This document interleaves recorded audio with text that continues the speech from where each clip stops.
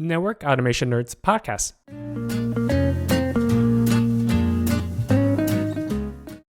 Hello and welcome to Network Automation Nerds podcast, a podcast about network automation, network engineering, Python, and many other technology topics. Today, I welcome back my friend Stuart Clark to talk about his personal journey. Spoiler alert, it's not a straight line. It's very interesting and very engaging. I learned a lot from Stu, and I hope you do as well. See you on the other side. So if you're watching the YouTube video today, you'll notice that I am back with my DevNet swag, my beanie and my shirt. That is because today on the show, we're talking again to my good friend, Stuart Clark, Senior Technical Leader and Developer Advocate at Cisco. Today, we'll be talking about his personal journey, going from a non-technical career path to now a technical influencer interacting with thousands of developers and engineers on a daily basis. On a more personal note, I couldn't be more excited to have Stu on the show today. He's one of the most supportive people I've known, and he's not just shy about lending a hand when someone is in need. So in other words, he's perfect for the job of the developer advocate. So welcome, Stuart. Welcome to the show. Long time no chat. Yeah, thank you for having me on here, buddy. This is great. Yeah, I'm just kidding, because I actually talk to Stuart quite a bit over on social media, or whenever I could grab a piece of his mind, I'll do it, because he's full of treasure. So, and then we're going to dive deeper and kind of just dive deep into more on the personal journey side versus if you heard the last episode about DevNet, that's great, but that's more on the technical side. So today we're gonna kind of peel back the onion a little bit and see what we can find. Yeah. So just to, I know we've talked about your background and I will have a, link in the show notes about the previous episode if they're interested in learning more about it. But, for people who haven't heard about your personal story, can you tell us a little bit about your background, how'd you started, maybe a shorter version of it, but nonetheless an overview? Yeah. Sure, thank you, buddy. Yeah, so I started full-time employment when I was 16. I did have a part-time job before that after school. I used to work 2 hours after school from about the age of 14. My father instilled a very strong work ethic into me, from a very, very young age. And yeah, I started my career, did an apprenticeship in hairdressing and did 15, 16 years in hairdressing. And then decided I wanted to get into IT, into networking more specifically. I made that transition. It wasn't easy. It wasn't an easy transition to make. Going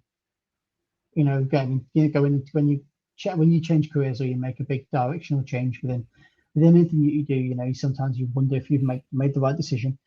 And I stuck it out. I stuck it out, and I worked my way through sort of like level 1 knock, level 2 knock, level 3 knock. And then, was fortunate enough to join Cisco with only about 4 years experience, under my belt, to join Cisco, working on one of their global networks. Rebuilding part of their global networks was one of the first projects that I was on, and I did 4 years on that team. We went through different versions of that team, but the core team kind of remained the same throughout. And then I was fortunate enough in 2017 to join DevNet, to get the opportunity to join DevNet, and so I moved teams at Cisco to join DevNet, and I've been with DevNet now. What will be now 4 years? This will be coming up to 4 years on DevNet. Nice. Well, time flies, because I remember meeting you at one of the earlier DevNets in 2019, and you've already worked in the industry for a while, but so. In case people missed it, you said you were a hairdresser for 14, 15 years. Is that correct? Yeah, 14, 15 years. Okay. Great career. I really, really enjoyed it. I did a lot of really, really cool things, worked in a lot of great places, worked in a couple of different countries as well. Once, I think, highlight the career, top point of my career, I used to work in a very nice salon in London, in Mayfair, which is a very exclusive area of London. And I did have somewhat of a celebrity clientele at the time. Wow. Yeah. So, and that was a real eye opener. Being a country boy coming from a small town in England to go to to work in London in one of the biggest, uh, biggest places, which is kind of synonymous for. There's a lot of history there. A lot of those shops go back to sort of like as early as 1898 and 1895. A lot of history around that part of the world, or that part of London, and to be in those establishments, and then to be seeing the people that you're seeing and being able to speak with people is just amazing experience. Yeah, so it sounds great. And so what made you wanted to change, right? Like, I mean, it sounds like a great experience, but Yeah, ultimately you did change career. So what made you wanted to change? there's a couple of things I think. I mean, I'd realized that by the time I got to 30, I'd achieved every goal that I'd set out for myself within hairdressing. I'd worked over, I'd done a small amount of time in America. I'd been to New Zealand. I'd worked in, you know, some of the best establishments in the world. Hmm. And I'd done that, and I'd checked that off. I guess at that stage, then you're kind of faced with a lot of people want to open their own business. Right. But that's a huge risk, a Hmm. really huge risk to invest that kind of money in there. And within a small city that I was in, now, even though the rents were, they were reasonable, you still had to have a good turnover of client, and running a business very expensive. The competition is hard. It's Right. very hard. Um, I didn't know whether I wanted that responsibility of owning my own business at that age. And I was thinking, maybe I'd like to try something different. Maybe I'd like to try something else. And I've had an interest in IT for quite a while. Yeah. And my father-in-law, he worked in IT. And he said to me, "Oh, you ought to give, if you're looking." I was talking to him one Sunday, when we was there for Sunday lunch, and he says to me, "Oh, you've got such a fantastic memory. You seem to be able to remember so much. You ought to give IT a go." And I was sort of like, it's something I always enjoyed. I always enjoyed computers, and I was always fascinated by them. Um, and I always liked that kind. I always liked the kind of the computer-based films. Right. I love watching those films. Technology films and science films and things. I already like them, that kind of thing. And he gave me a book to read from, and it was Todd Lamel's CCNA book. And he said to me, "You ought to give this a go, because networking, this is where it is. This is where the future's at." I mean, this was a ginormous book, and I've never been a big reader. My mind gets distracted too quickly from reading. It really does. And I was talking about this recently, about people who have a single focus and those people who like to multitask. It's quite a strange thing to talk about. And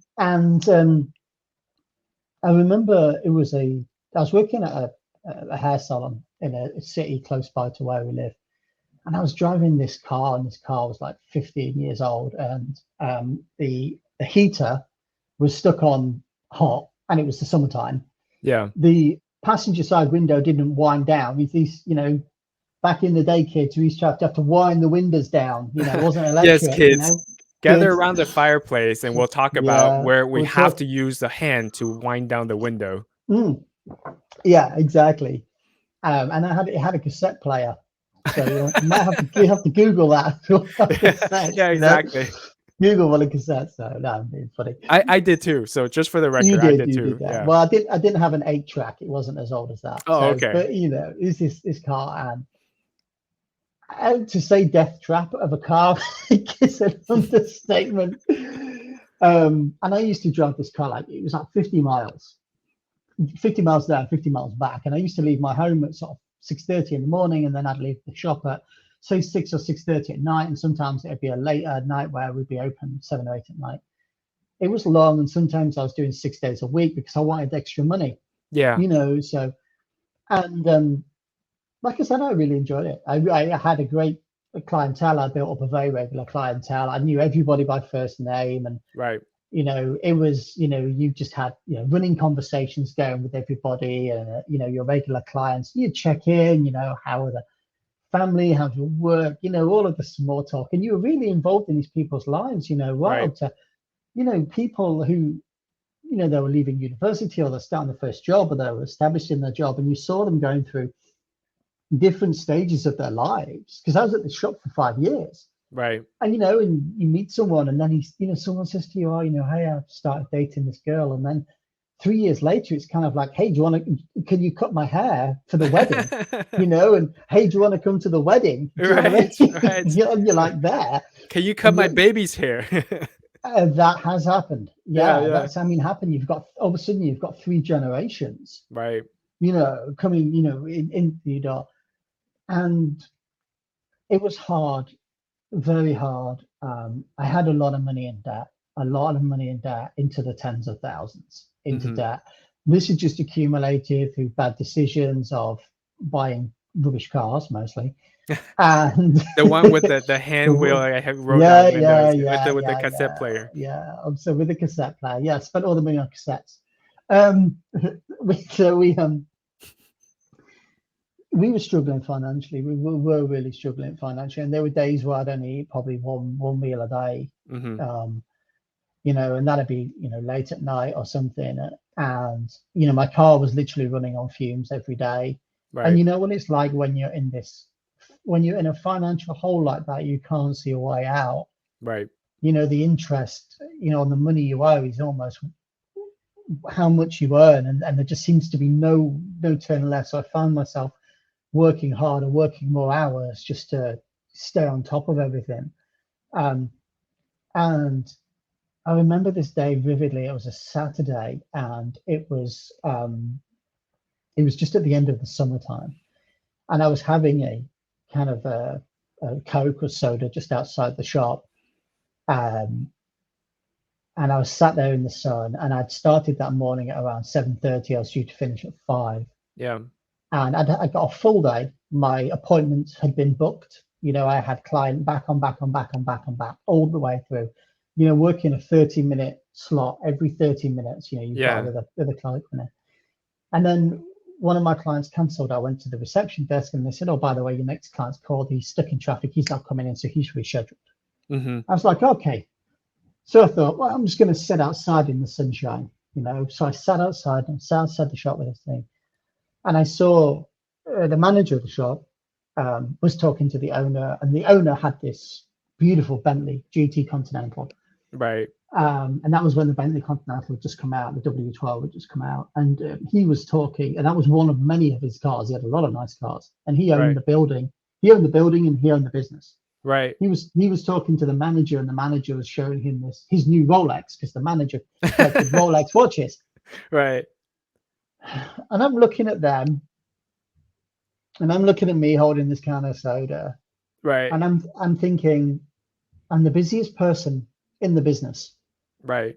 I was, I was taking probably twice, 3 times as much, client-wise, financial, money-wise, Right. in the till as everybody else. And you work on commission, so obviously the more you earn, the more commission you get. Right. And I looked at this situation and I thought something doesn't add up here. I mean, my neck is killing me, my hands are killing me. I'm tired. I've Yeah. got no money. Right. And it wasn't all just down to the fact that I was in the wrong position. Yes, I've made a lot of bad choices. I got myself in this position, but Sure.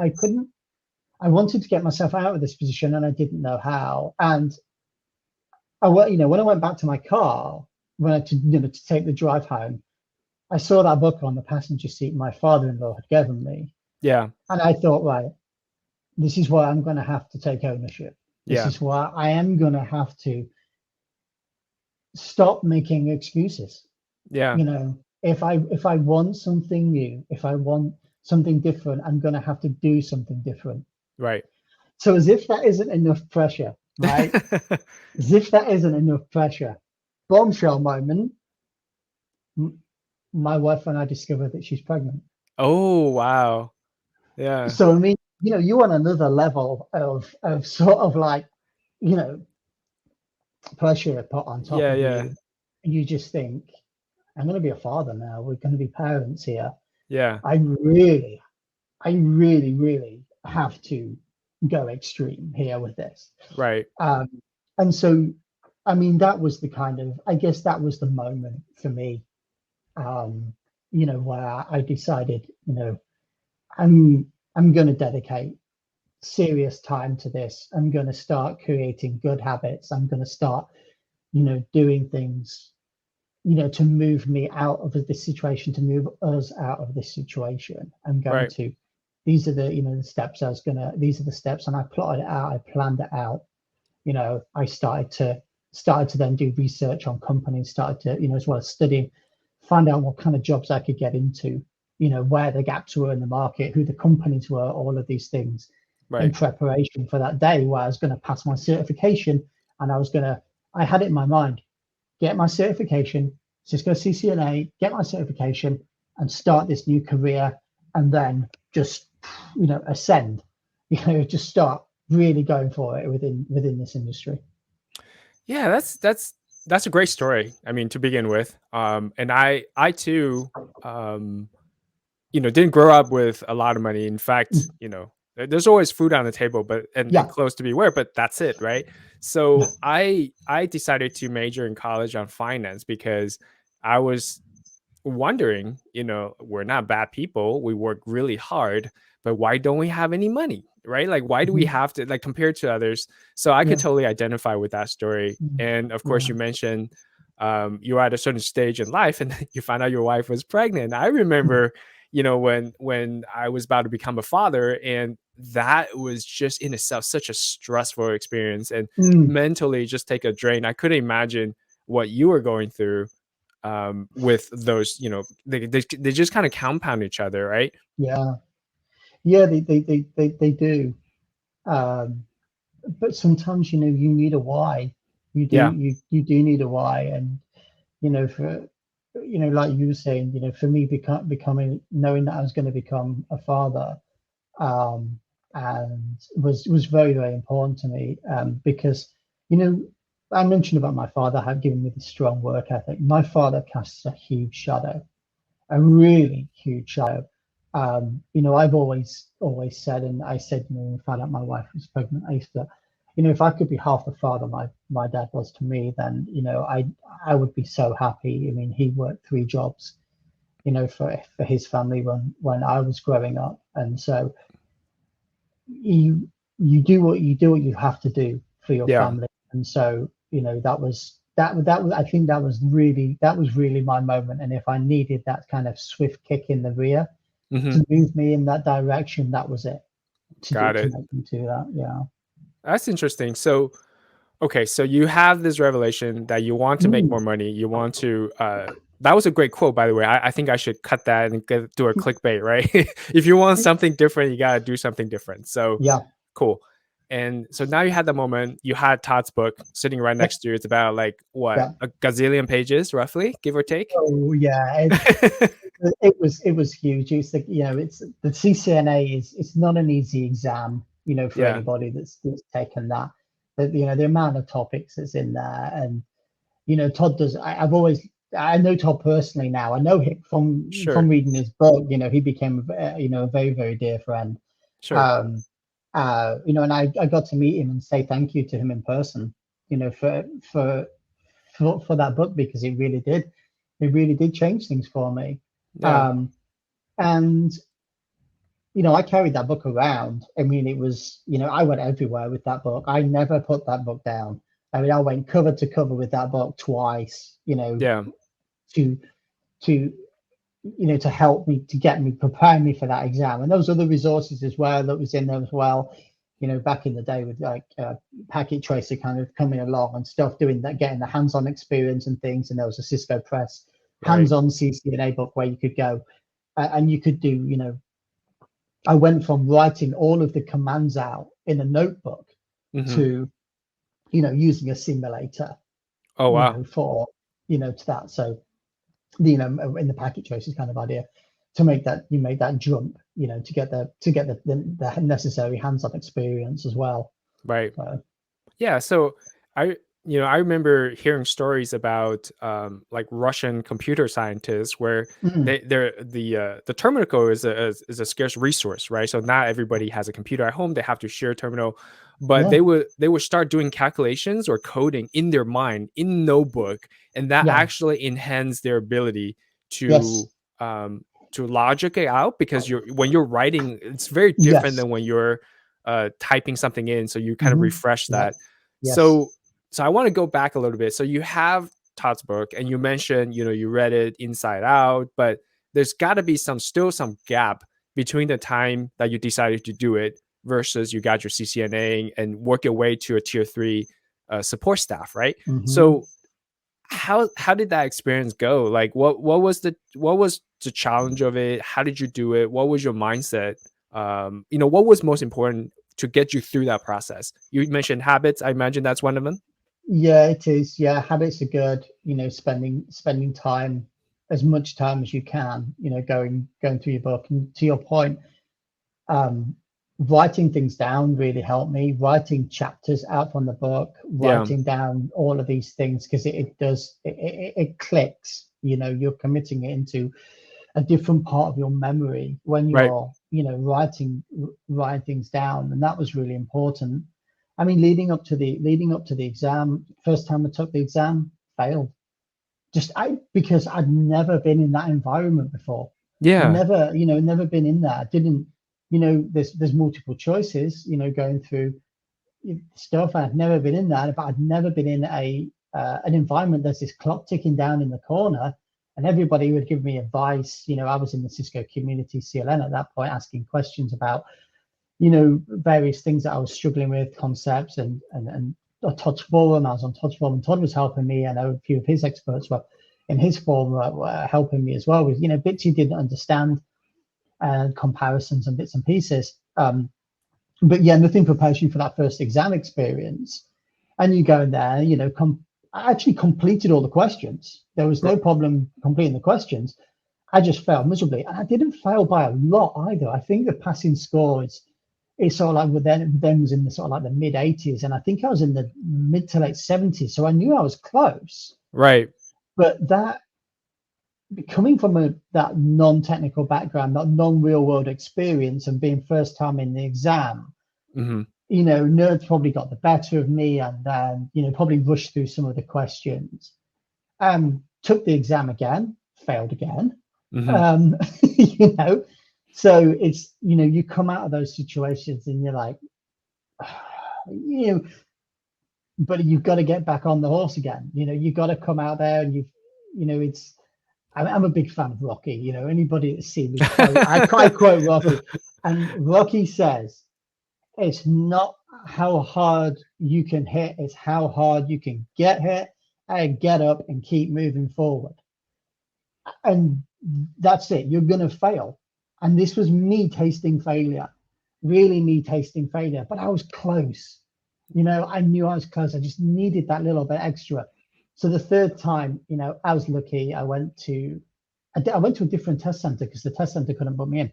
So I It was drove karma, or yeah. Karma, yeah, drove to this other test center, and the test center was at Leicester, and it was right in the center of Leicester in England, and it was above some shops. It was just a doorway and a test center above the shops, and I went in there to take the exam, and I passed, and I came out of that, and I remember putting on my backpack, my rucksack, and my hoodie, because you have to take all those off when you're in the exam. So you're Yeah, coming yeah. out there, and you're kind of getting dressed out on the street, getting all your phone back in your pocket and stuff. And Right. I remember coming out of there, and at the time I was watching, there's a Will Smith film. Um, Like the ID4 or Independence Day, no, or no, no, no. yeah, I remember the One where he movie becomes of. a stockbroker. Yes, yes, yes, yes, Yeah. yes. Yeah, it's based on a true story too, and It he's is. with It his is based on a son, true and story. he Yeah. became homeless for a little bit. We'll Yeah. we'll And find out the movie name, yeah, but yeah, the I can't listener will be like remember. shouting at the top of their lung, "Go, it is!" And then we just don't know. It's Yeah, just like, they but will. Yeah, anyways, yeah, I know yeah. what you're talking about. Yeah, the one of that. And when he becomes a stockbroker and he gets offered the job, he walks down the steps, and you see the tears coming out of his face, and he's Right. got his hands in the air. It's exactly what I did when I came out of that test center. There was tears down my face, and I was just walking through the streets, just sort of like this, arms in the air. Yeah, I mean, absolutely. And then I yeah. got in my car, and I'm a big fan of Alter Bridge and Mark Tremonti and Mars Kennedy, and the predecessor band to that, which was called Creed, that had Scott Stapp as a singer. And I was listening to a lot of Creed as well, because Creed was, that music and Alter Bridge I find it very, very motivating. Yeah. There's a lot of motivation in there for me, and I remember putting that on. I remember driving just back from Leicester from this test center, just being, just so happy, just thinking, because all of this work that you've done Yeah. to get you through that. But that was, if I'd have known then, I guess it's that thing that if you know then what you know now, it's kind of like, for me, that was the beginning, and it was the door beginning to open. But nothing could have prepared me for what was about to come after that.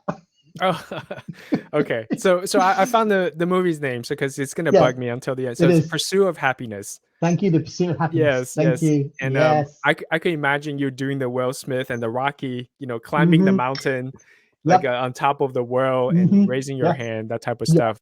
Yeah. Um, Yeah. Absolutely. no, that's a great story. So you went ahead, you did your bits, did not pass 2 times, and finally the third time you passed. Mm, And you mentioned did not prepare you for what was about to happen. So no. I know we're all dying of suspense here. So what happened, sir? So, you got the certification. Now you want to put it into practice. Sure. Now you want to break into this. You want to break into this industry. Yeah, you want to get a job and You want to get a make the job. bucks that you were promised, right? Yeah. You want to get it. You want to get into the industry. You want to start exploring this. This is a career, and I thought the certification. I thought that would be the hard part, and then afterwards, there'd be people begging me to come and work for them, and we know it doesn't work like that. Yeah, I guess that didn't happen. That didn't happen. Even if I could get an interview with no experience, it was difficult, Hmm. to get the interview. And then when I got the interview, I mean, I just got beat up at the interviews. Some of the questions, different, completely different mindset from what I was used to. I could get through some of the questions, but it was hard. That bit was becoming hard, and you become kind of disheartened a little bit after being rejected. Time after time after time, whether it's phone interview, face to face interview. At that point, I'm still burning through what little money I have to drive to different places to be interviewed, taking time out of my job because I'm on commission. I'm losing money, by doing this and going to these interviews. Right. Just hoping that this is the right one of these things. But you kind of, once you start knocking on those doors, one of them eventually is going to give. And I had a few really nice folks in my corner saying, that's fine, something will crack, you'll get the opportunity, just keep pushing, keep applying. There's a lot of opportunity out here. You'll find the one. And then eventually that did happen. Went into the right place. The knock manager came out, wonderful guy, I'm still friends with today. David Ballard, his name is, wonderful man. Came out, shook my hand, and sat down and said, why the change? And I told him, and he said to me, okay. I had a really good chat with him. Just a really nice chat with him. He didn't beat me up with questions. I just asked me questions and things. And he just said to me, okay. He said, I'll be in touch. And he shook my hand and he went, I'll see you soon, Stuart. And I Nice. kind of came out of there thinking, what a great feeling, what a really, really great feeling. And then, got the call from the recruiter, said, he wants to hire you. I was just, champion, top of the world then. So you're playing Rocky music in the background. Yeah, Rocky music's playing in the background. I'm running up the stairs, and he said to me, can you start in 2 weeks? I said, well, my wife's about to give birth. So I said, can I start after that? So,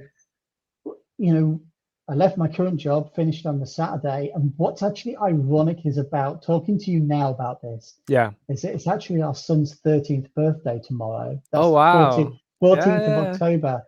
So for the 13th, This actual day would have been my 13th of October in 2008 Hmm. would be the final day that I was a hairdresser. This very day Right. in 2008, 13 years ago. Wow. And Wow. then, you know, our son came into the world, and 2 weeks later, I started a new career.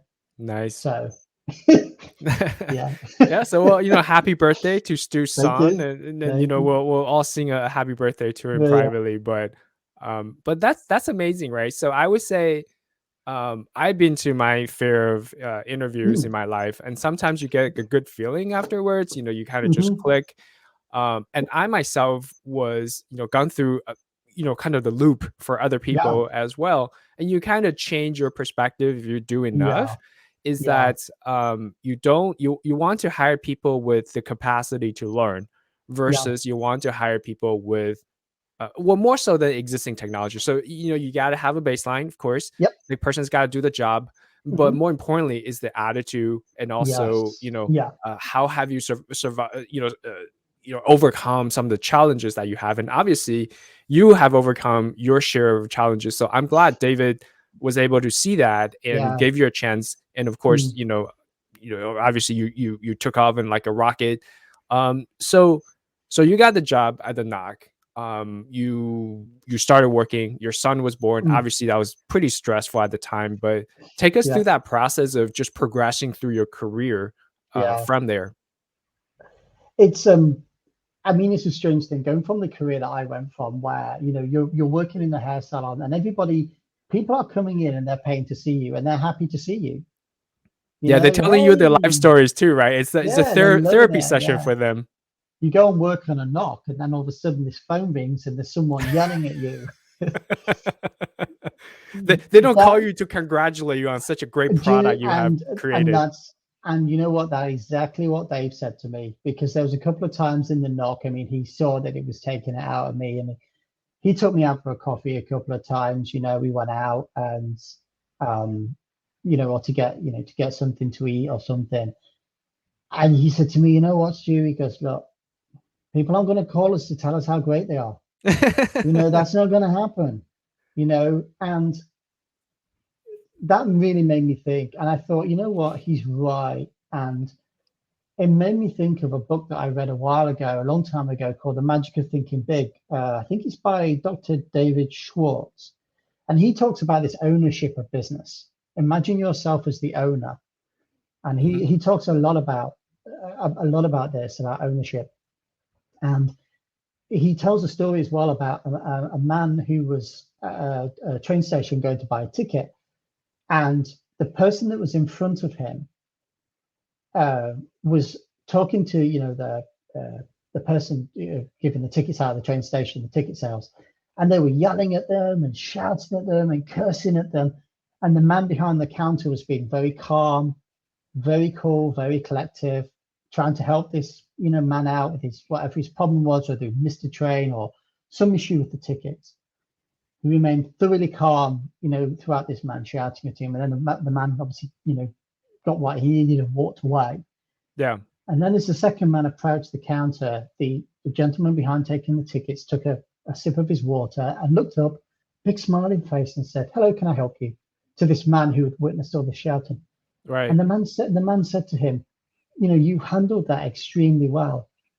And the man selling the ticket said, "He's probably a really nice guy, but he's circumstances, he's missed the train, which might affect his business, which I don't know what that is. Yeah. So I can't be upset with him because I don't know what's going on in his life.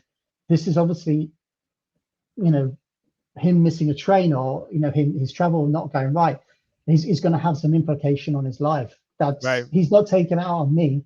That isn't a personal thing." And that really, when Dave said that to me, it really made me think, because that person who's calling me at the knock is probably being yelled at by his boss, who's Right. been yelled at by his boss, who's been yelled at by his customers, Right. or this chain of events. It's Yeah. not personal. It Right. isn't personal. Their business is depending on you, you know. So it's not good to shout at people. I never raise my voice or shout at anybody in customer support. I never do that for that very, very same reason. But the you know, listening to what that customer has to say, let them get it off their chest. And Right. that's one thing I learned in hairdressing is, from customers coming in the shop who, weren't happy or for whatever reason. If someone's unhappy, let them finish. Never interrupt them. Let them get it off their chest. Keep good eye contact. Let them finish what they're saying. And I took that approach. I took Dave's advice. And then, it just became, nobody likes being shouted at, but it didn't affect me emotionally as what it had been doing. Mm. And that was a bridge to overcome, a real bridge to overcome. And That's why, I had doubts at that point. Do I want to go back to start cutting hair? Because I don't want people yelling at me. That's funny. Yeah, so I too worked in, oh, by the way, so it's Hmm. called the magic of thinking Of big, thinking right? big. Yeah, Yeah, yeah, awesome. So we'll have that in the show notes, but if you're watching the video, I have it on the, it's by Dr. I guess it's Dr. David Schwartz. yeah. It is. Yeah, yeah. Okay, cool. Yeah, so that's fantastic, right? So I worked in the knock as well. It's a hard Mm, job. it is hard. And Yes. especially if you're a tier 3 like you were, that you're the last, like the buck stops Mm, here, right? You got to solve yeah. this. They're not going to talk to the engineer on the back end Mm, who actually wrote the code or the bug. But yeah, so it's a hard job and you don't it really is. get appreciative notes. I mean, once in a while you get, Yeah.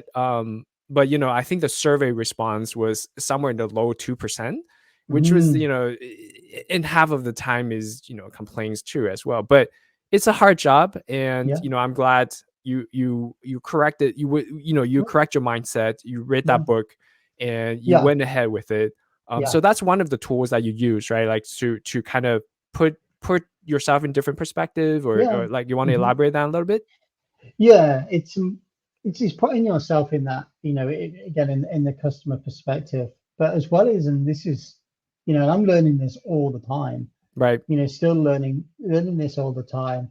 And there's a great piece which was written by Laura Hogan, which was about having your Amiga hijacked. And that's a fantastic piece, a really fantastic piece,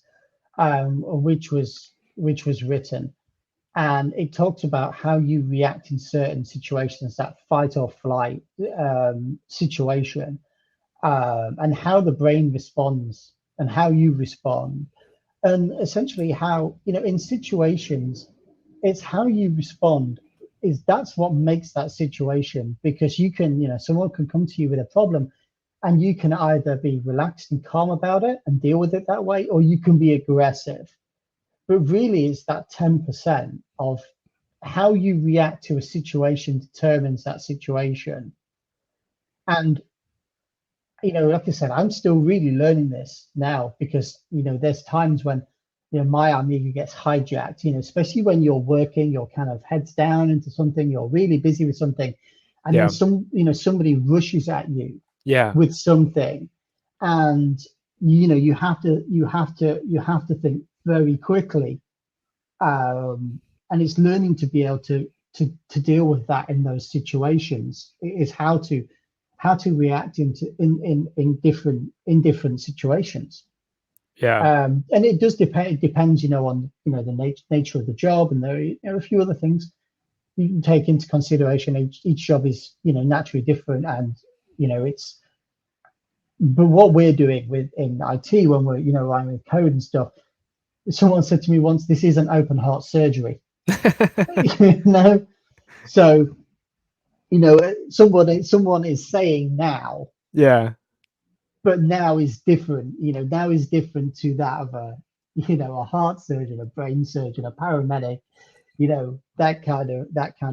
That kind of thing. There's a big difference. But Yeah, unless you work in the hospitality yeah, hospital, and the network that actually the hospital, like the doctors depends on to yeah, to actually operate. But anyways, I hear what you're saying, and yeah, I'm the same way. So I don't know if you've seen the meme that has the person, like a little note in his back said, "Don't talk to me because I have no self control. If you talk to me, I'll be chatting you with 2 hours and have I can't get anything done." But yeah, definitely, it's and I get irritated for people who interrupt you, but like you said, it's all about the mindset, how you react to it is more important. It's almost like people saying, every single hardware is going to fail, so they don't Hmm. blame the vendor for having hardware that crash or having bugs. It's how they respond to it. So same thing as Hmm. you were saying, Yeah. is just you nobody has a perfect temper, but No. it's how you react to that Yeah. situation. Yeah. Exactly. Yeah. And I learned that learned that a lot at Cisco as well. Is that hardware is going to fail. Yeah. There's going to be power outages. Yeah. We all experience those. And I think really, especially when you're providing a customer with a service as well, the customer will understand that because they've faced it as well. Yeah. We've all faced hardware failures, and not just within a network. Things fail.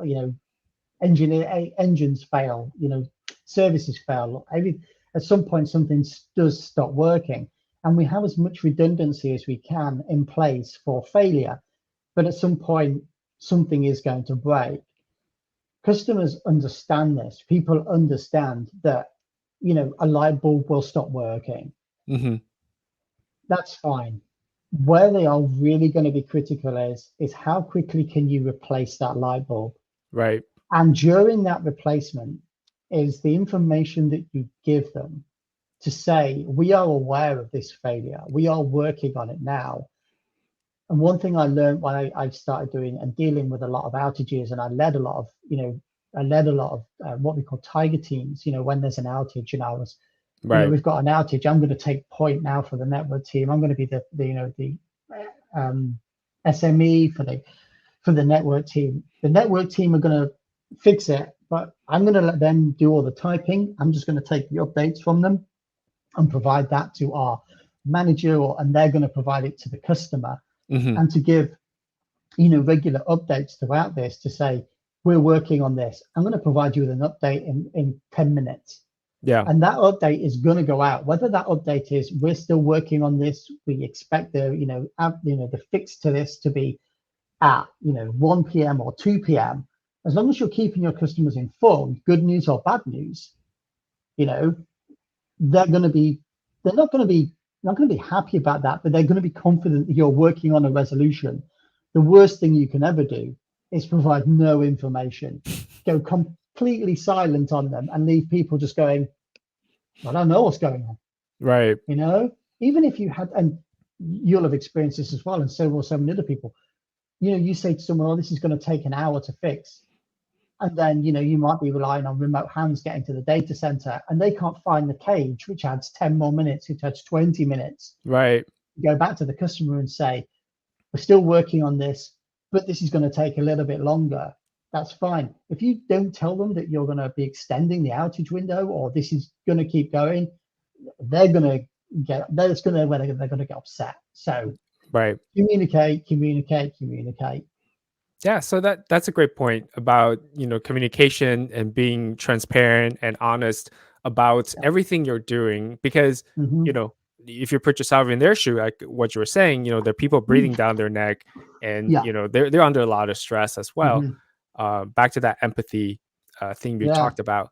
So that kind of training probably prepare you well for joining the DevNet as a Hmm. developer advocate. So Yeah. how did you get this opportunity, and how did you prepare yourself for it, and what are the lessons you've learned? Yeah, great So much to question, unpack buddy. there. So let's start from Yeah, the beginning. How did start from you the beginning. transition from Yeah. the knock job into or tech support job into DevNet? When I started at Cisco, that was pretty much my role as a project engineer. I was brought in on a 3-month contract just to roll out some new services, including IPv6, which meant a lot of hardware upgrades, a lot of image upgrades, Yeah. and then a lot of configuration, and that's all I was focused on. Right. So it was one of the first times that I wasn't involved in troubleshooting. I wasn't involved in any form of ticket handling or anything. I had my job. I had X amount of time to do this in. I had to plan it, execute on it, and deliver this in this Right. point in time. It wasn't until I finished the contract side, and then I started with Cisco as a blue badge on the because I did contracting for Cisco for 9 months. Hmm. And then I moved on to a blue badge, which would have been 28th of January 2013. Right. And that's when I started getting involved in handling and working with other teams and also dealing with the customers as well. Right. So other teams are making service requests for adds, moves, changes, removal of service, help troubleshooting issues when it's, when they think the network might be causing a slowdown or some kind of interference to applications and services. That's when I started working on this side. At that kind of time as well, we were then tasked with rebuilding this global footprint which Cisco had for one of the Yeah. major services which Cisco sold. And so I was able to then step in to help out with some of the tasks, and the team was still kind of small. And Right. so we kind of carved it down into, the architecture, the design, the traffic flow, deployment, working, testing, these pieces. But what happened for us when we started doing this, building this new service, was we started off with the first site in London. Hmm. And then the second site that we built was in Frankfurt. And then the site after that was in Secaucus. Now, the London site had like gone through the alpha testing with customers, had gone through the beta testing. Yeah. And then we built the site in Frankfurt, which had just gone straight to beta customers. Sure.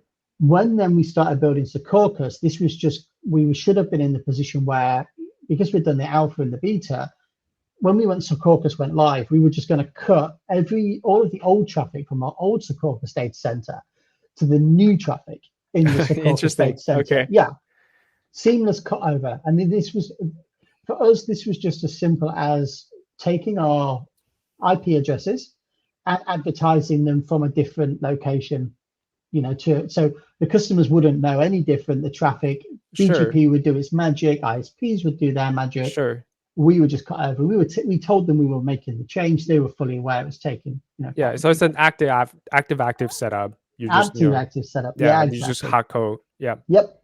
Sweet, flip it straight over, no problem. And we've done this with some success. Yeah. In Yeah. the other sites, we've done this with some success. What we found is that we started to get configuration drift between sites, Right.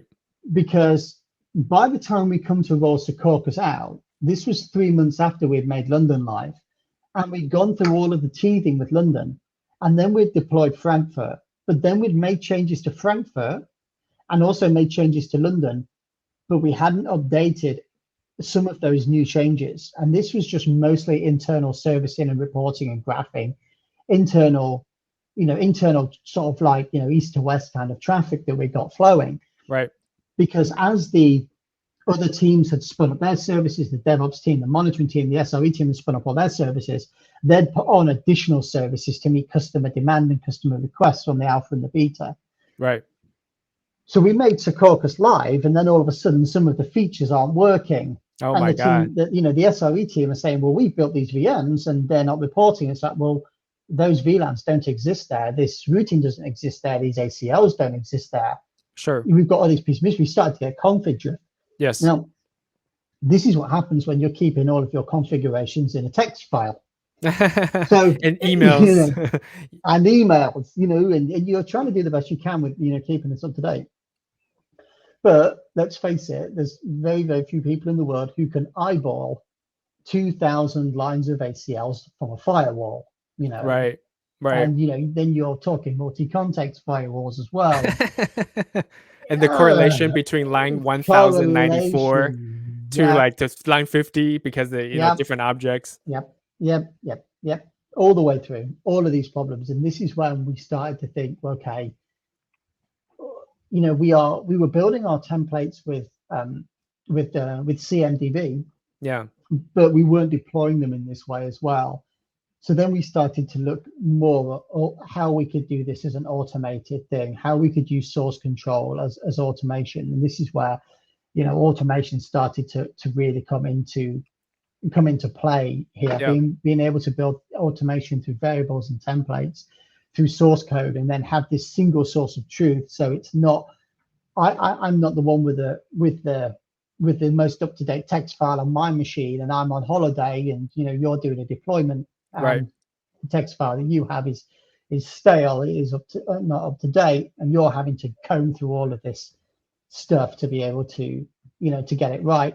And then you're probably doing a comparison to the other site and all of these things. So we started looking at automation. And I thought at that point, okay, this is, going to have to start learning automation now. Right. Right. You're going to Yet have to start another using jump. automation. Another jump, and this is, you're starting to, but this was a big jump for me. This wasn't like me learning, I started off with, regular iOS, and then, which was the same across pretty much all of the hardware that was on at the time. Right. And then I made the jump into learning XE, and then learning the jump into XR and Nexus, learning new technologies as well, which come along with that, segment routing, MPLS, Sure. Within Nexus VDC, you're learning these technologies which are, per platform, and, you're applying them. And we've all done this, throughout, you're learning these things up. Automation is something completely different. It's, all of a sudden it's like going completely to another land, Yeah. and not being able to understand the language being spoken at all. Sure. That's a good comparison. It is really difficult, really, really, really difficult. Yeah. And so Cisco's always evolving, and it's always growing. And Cisco acquires companies, and Cisco acquired the OpenDNS company, and our two teams got to work together now. Yeah. The team at OpenDNS, when they come into Cisco, and I said this once before, we were starting our automation journey on this team, and it was going quite nicely. Yeah. The OpenDNS team came in, and it's kind of like, the only way I can describe it is, it's like an alien ship landing, and you're still doing cave paintings. I'm sure they're very flattered to hear this, but yeah, but that's funny. Sorry, I was dry. I'd said this before, Yeah. I think, that team, when they first heard me say that, they just really laughed. But they were doing a lot of really cool things with automation, a lot of cool things. So there was a lot of lessons learned here. So, but what I found is that I was trying to brute force something that I couldn't brute force. Now, normally I would brute force, learning some Cisco technologies with a few documents here, a few examples. Okay, I can get this to work. Okay, this is how VDC works. This is how multi-context works on ASA. You can just go through this.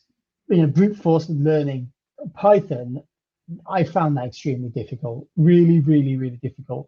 And I was working with it every day, and adding things in, and moving things around within code. And I got some good mentors behind me showing me, how they would do things, or if something was new, they would show me, but I didn't understand the fundamentals. Yeah. I didn't understand the fundamentals here. It's almost as if you're copy and pasting a config versus understanding the config, meaning of the config behind it. Exactly. Yeah. And then, so I started to look, and it's funny because all of this kind of happened very, very quickly, in that I was at a children's party with our son, and we're in one of these places which is like, they've got a bounce house, and they've got all this climbing stuff, and there's like 200 kids going crazy. And I just thought, I thought, I'm not on Twitter. I'm going to join Twitter. Okay. I'm going to join Twitter. And Sure. You can probably see it on my timeline, right there. So this is when I joined Twitter. But then I joined Twitter, and I started following some people at Cisco. And I started following people I knew. I mean, this would be like people like, who are, big names in the industry: Jason Gooley, Sure. Denise Fishburne, Scott Morris, all of these people who are just icons to me, Sure. within the industry. And then, that's the list goes on. And then I came across DevNet on there. I think Hank was one of the first people I followed. Yeah. And Hank Preston, that's who you're talking Hank Preston. about. Yeah, I'm talking about Hank Preston, whose birthday it is today, actually. So happy birthday. Yeah. Oh, it's also Jason Gooley's birthday today as well. What? So, do all the network developer, net DevOps need to born in October or something? Well, I think that's all the clone, the repo was cloned. Oh, you know what? Yes, I think you're right. Yeah, so you follow all these people with 200 screaming kids in the background. Yeah, 200 screaming kids. and came across DevNet. And what was interesting was, I was, DevNet, Cisco. Oh, this is interesting. Yeah. I didn't fully understand how DevNet worked. And what was funny is I then, joined DevNet, and Yeah. I've actually seen my original account because I'm an admin now on DevNet. I can actually see my Gmail address because I registered with my first Gmail address. And I can see the labs that I've completed as well, or did complete back in, Yeah. So this would have been around 2016, I want to say, sort of around 2016, coming on to 2017. Yeah. And I started learning a lot, about network automation from there as well. Certain things like, using netconf, consuming APIs. I did the like the ambassador program for Teams, for WebEx Yeah. as well. Making calls into rooms with that. I did that as well, which was super fun. And I started, tweeting about the DevNet, Yeah. and somebody on DevNet messaged me one day to say, hey, someone was talking about you in our meeting. Our VP was talking about you in the meeting, and I was sort of like, well, wow. And I joined a couple of Hangouts and things like that. Sure. And then I'd been on those, and I was tweeting about them, and I was just loving this. I just thought, this is so cool. There's all of this great content on here, and it really helps me build the journey that I want to go on. It's giving me everything, and it's real great because I was actually learning things on DevNet that I was actually putting into production. I was learning things and putting them into production, so it's helping me in my day job so much at the same time. And I'm going through this, and then I was speaking with somebody, and I actually found out that I knew somebody on the team. Mm-hmm. And so I made a couple of inquiries, and so I thought, oh, I really want to join this team. I really want to join this team. Right. And so I reached out to them. Our director at the time was Mandy Whaley, and I reached out to Mandy and said, can I have a chat with you? And she said, yeah, I'd love to chat with you. And thank you for all these really kind tweets and things. It's like, oh yeah, great. Right. And I had a chat with her, and she said to me, and I said, look, I'm going to just cut to the chase. I'd like the opportunity to join your team. Right. I'd like to become an advocate. I really would. And she said, well, we don't really have anything right now. So, why don't you come back and we'll talk soon. I was like, yeah, I'd love to. And, you can get involved in here. And then about 3, 4, 5 months later, somebody left the team and a spot came open. Mm-hmm. And so and I of course you applied. just say, oh, I don't know if I want to join, right? Or did you jump Yeah. I was like, I thought about it for a couple of days. Yeah, right. For like 1 second or so, give or take. I thought about it. And they asked me to do a recording, like a presentation. Sure. So I when they asked me on the Wednesday, and I said, well, when do you need this by? And they said, on Friday. It's like, okay. So anyway, I just, I got some pieces that I've been working on, just some test stuff that I did. And, I did that. And, I met with some people on the team. And I thought to myself, I've done well, but I don't think I've quite got it yet. I don't think I've quite got enough experience. But the thing that I've always said about jobs is, don't apply for jobs that you can do right now. Apply for jobs that you can do in the future, even if you've just got 50% of the skill. Mm-hmm. Now, as long as you can show that, like you were talking about, that growth, that willingness to learn, right? Then, anybody can learn technology. There's so many resources out there now.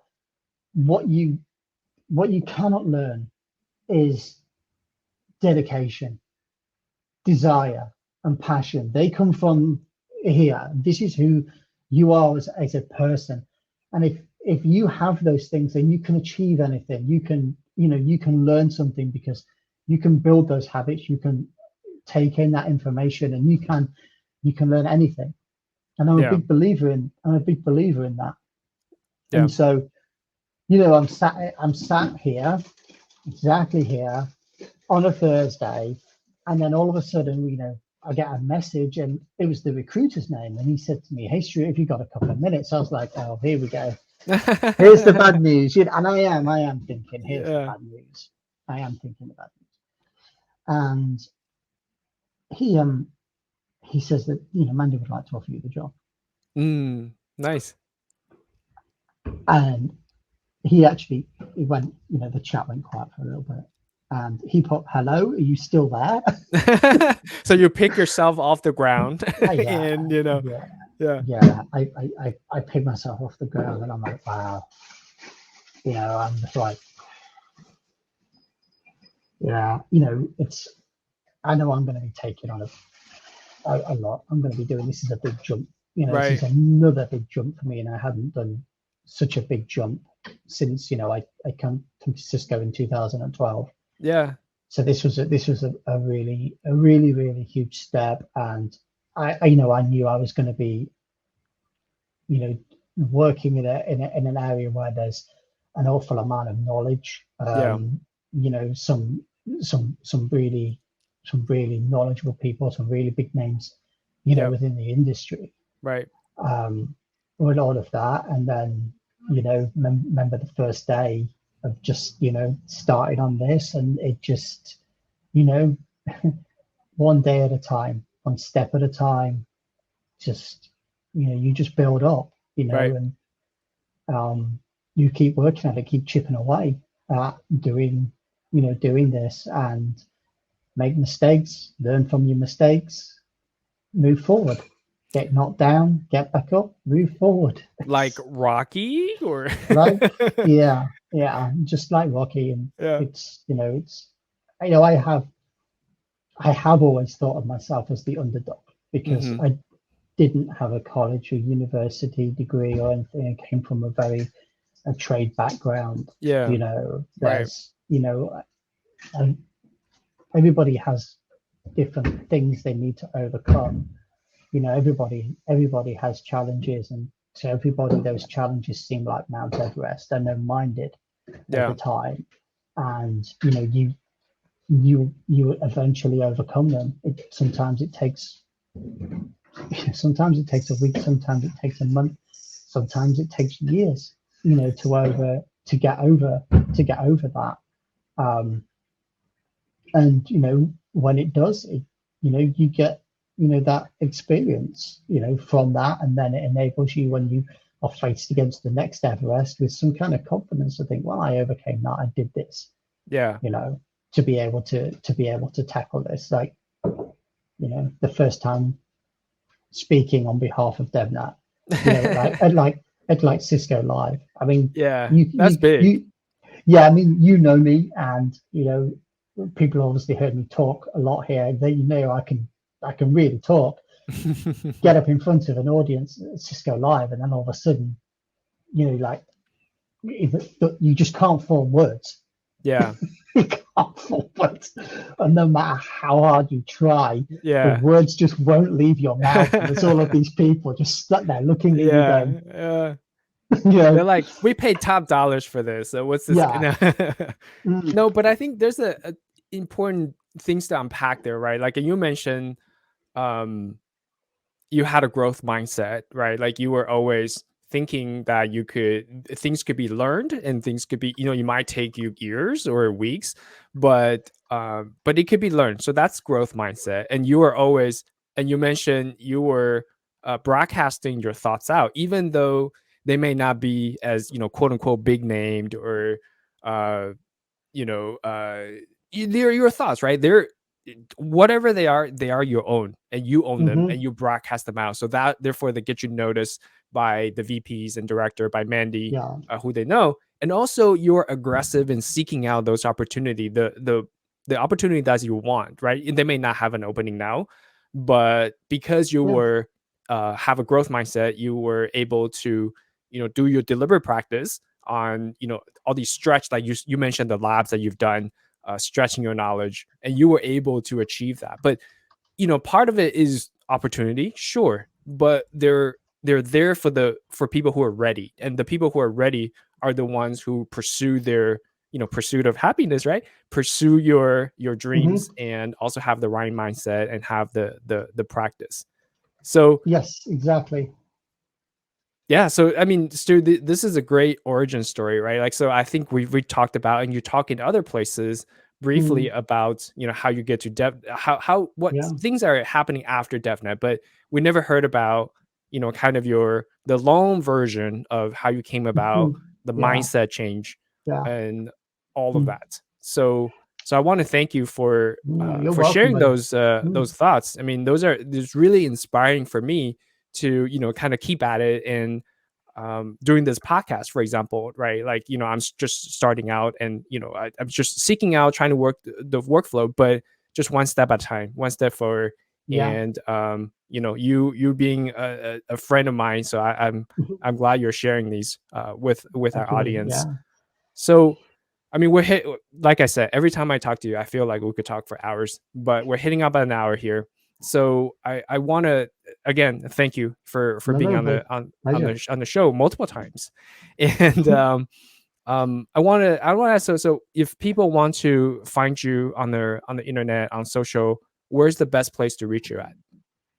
Yeah, like you said, I'm very active on Twitter. Yep. You can find me on there, sat in a boat. Um, and then I've got Dimebag behind me. I'm a guitar player in my spare time, and I've always really been a big That's a good Pantera. picture. Yeah. Thank you, buddy. Yeah, I've been a you know, I guess metal fan for years. I grew up on this. Right. Grew up with Sab. My father was a huge Sabbath disciple. So grew up on this kind of music. And I've played guitar for a number of years here. Dimebag's there watching over me. Nice.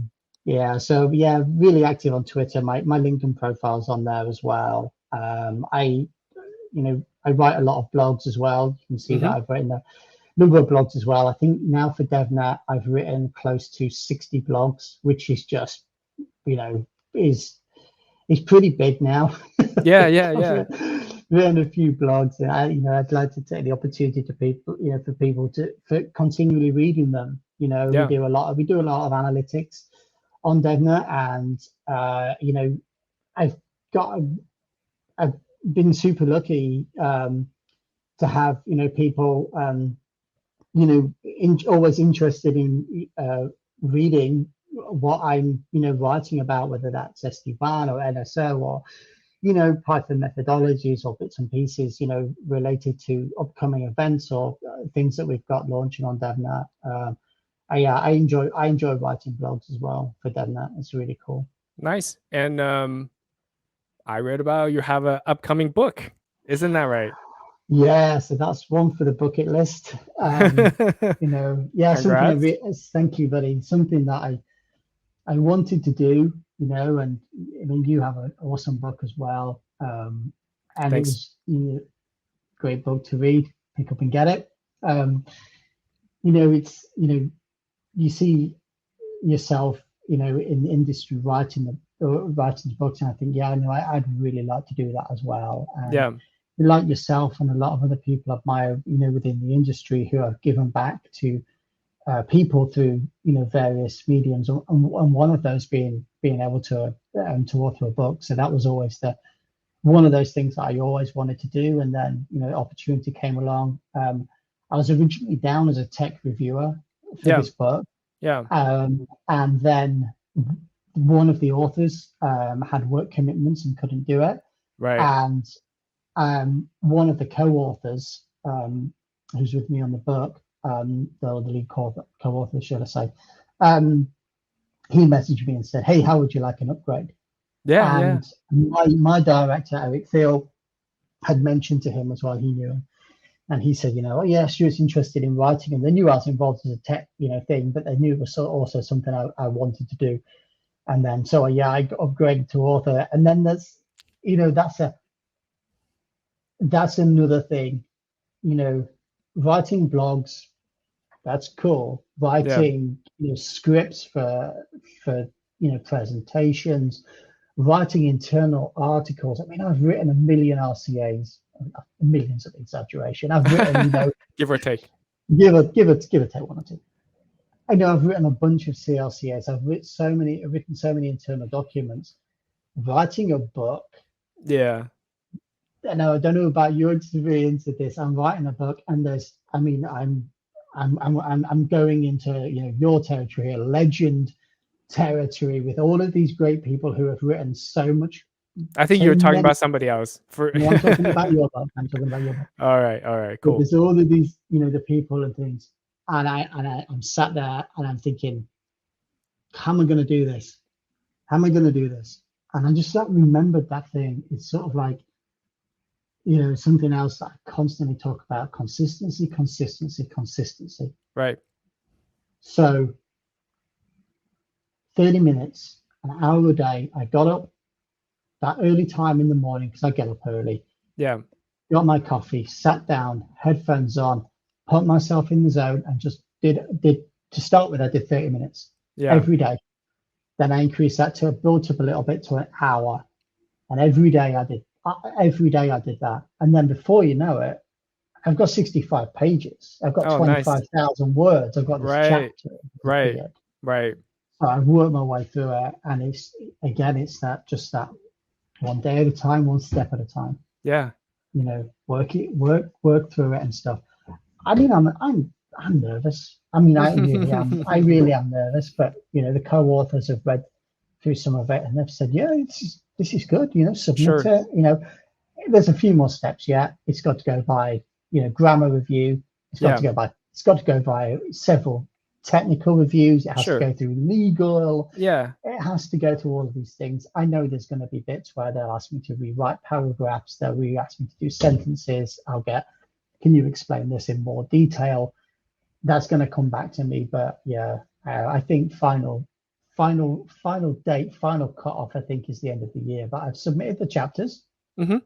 They're That's now the hard down part. to they're now down for review. Yeah. So No, it's great. I mean, speaking from own personal experience, right? So it's really a team effort, but it's also a solo process, right? Like you said, you just keep mhm. consistent at it. You just keep doing it, and then the team gets involved, and they're all for the betterment of the book. So you know, we've gone through a lot.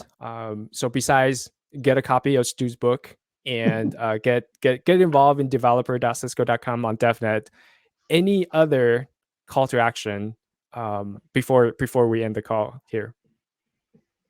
Oh, Or great call. grow a beer. I know I Mm. can, but Yeah, grow a beard. No, this is it.